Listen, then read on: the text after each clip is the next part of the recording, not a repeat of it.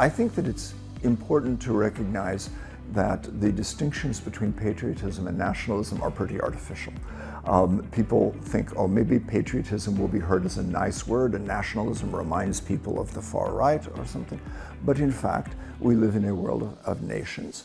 The question of patriotism can be just as debated.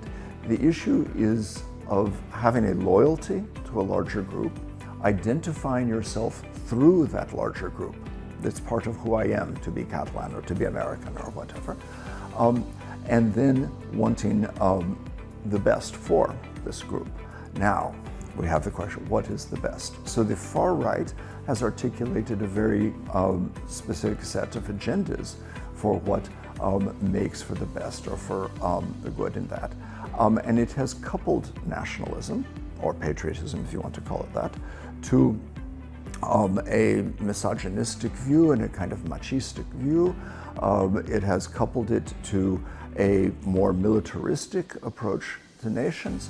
It has coupled it to somewhat mystical ideas of traditionalism that should inform being a part of a people, and a variety of other potential policies, hostility to immigrants, for example.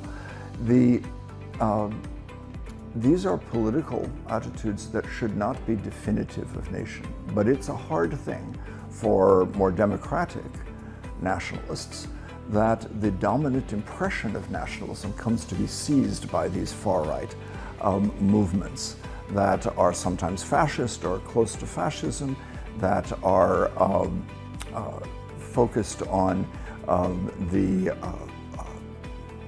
domination inside the country. So not just the question, how do we fit into the world, but how do certain people dominate? Because each of these far-right nationalist movements includes a strong idea of central domination inside the nation.